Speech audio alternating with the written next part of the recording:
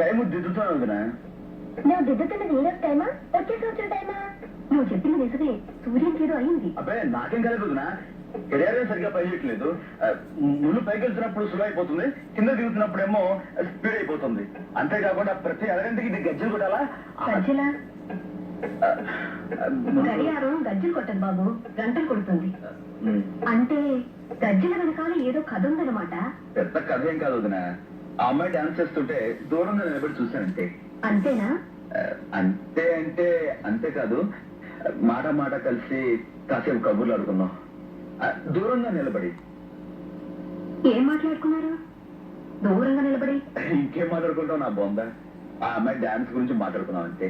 కానీ వదిన, ఆ అమ్మాయి ఎంత బాగా డాన్స్ చేసిందంటే అలాంటి కళ్ళు నేను ఇంతవరకు ఎవరిగా చూడలేదు. చూడు. అమ్మాయి పేరేంటి? అడగలేదే.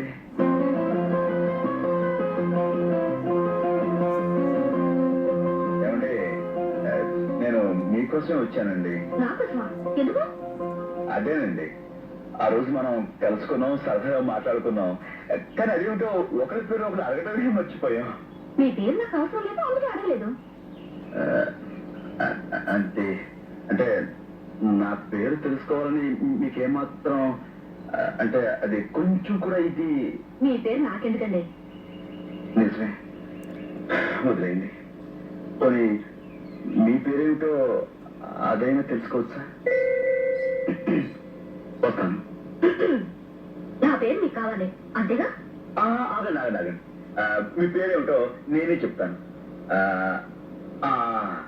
మీ కళ్ళు విశాలంగా ఉంటాయి కాబట్టి మీ పేరు విశాలి. మీ మొహం అంతా పద్మలా ఉంటుంది కాబట్టి పద్మావతి. శుభ, స్వప్న, రంభ, ఓర్వశి, మేనక, తిలోత్తమ, వైజయంతిమాల. సరేనండి, మీ పేరేమిటో మీరే చెప్పండి.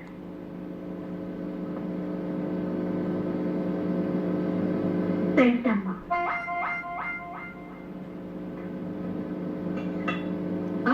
రా సూర్యం, కూర్చో. అమ్మాయి పేరు అడిగావా?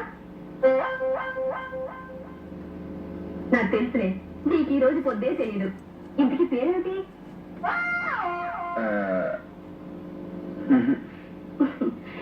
ఏమిటయ్యా, మగాడి పేరు ఆడ చెప్పకూడదు గాని మగాడు నీకేం చెప్పు. వద్దునా, ఏ ఇప్పుడు చెప్పకూడదు. ఏ ఎందుకని? భోజనం చేసినప్పుడు చెప్పకూడదు అంతే.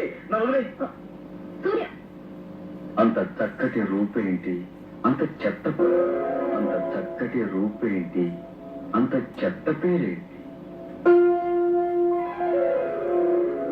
అంత